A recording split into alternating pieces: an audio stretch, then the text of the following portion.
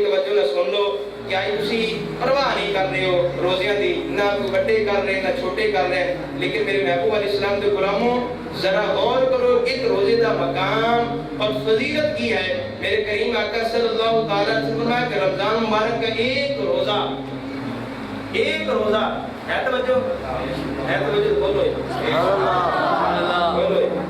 ایک روزہ جو بلا کسی شرعی عذر کے جان بوجھ کر چھوڑ دے گا تو حدیث کے مطابق حضور کے فرمان کے مطابق فرمایا کہ اسے 9 لاکھ برس جہنم کی آگ میں جلایا جائے اچھا سارا دن کھانے گے یہ تو ٹھیک ہے طبیعت ٹھیک ہے رمضان شریف ہے تباہی ہو گئی آپ اخیر ہے طبیعت بڑی خراب ہے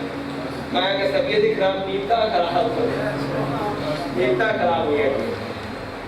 دیکھو نماز ساری پڑھی گئی ہیں منجے پڑھی گئی ہیں تراویح میں گئی نیت پڑھا کئی سارے پہ نیت تھی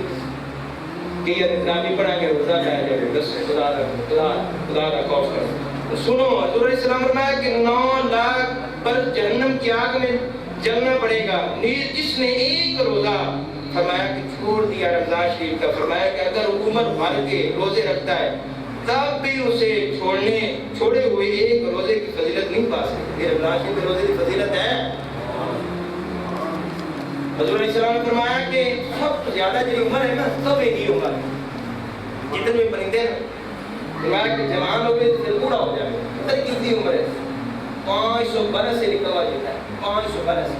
فرمایا کہ جڑا ایک روزہ رکھتا ہے رمضان شریف کا وہ جہنم سے اتنا دور ہو جاتا ہے 500 برس دور ہو جاتا ہے تو دوستو کتنی بڑی فضیلت ہے اسی محروم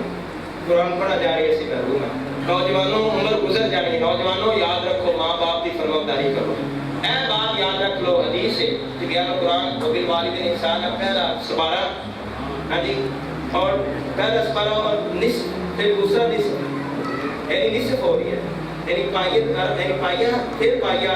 فرمایا تیسرا پائیا شروع ہو رہی ہے جی آیت پڑھی وبالوالدین احسانا ان کے اندر ایک حدیث درج ہے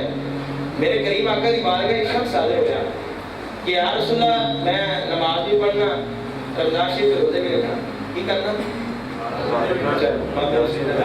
نے اچھا سنیتا ہے کہ کوئی بولتا نہیں جنہوں جلدی سنی جاتا وہی بولے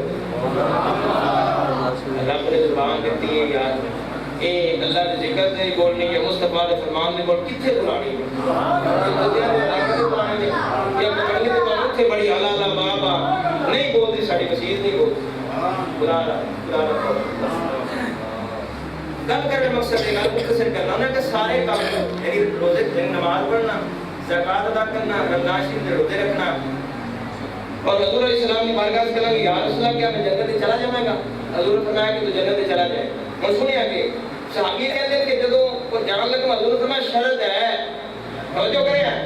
ضائع نہ کریں میرا جملہ سرکار نے فرمایا توجہ کرنا توجہ سرکار نے فرمایا کہ شرط ہے تو ماں باپ کا فرماندار ہے یہ رہ جنت کا پکا میں ایسیاں بھی حدیثہ پڑھی ہیں کہ مردے وقت کلمہ نصیب نہیں ہوتا بڑا اندیشہ ہے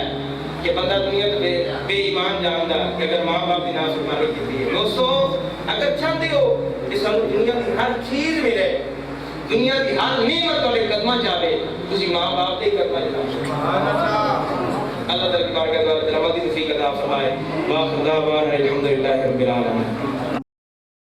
اگر آپ ہمارے چینل پر نئے ہیں تو ہمارے چینل کو ابھی سبسکرائب کر لیں اور ساتھ والے بیل کے آئیکن پر کلک کر کے نئی آنے والی ویڈیو کی نوٹیفیکیشن بر وقت حاصل کریں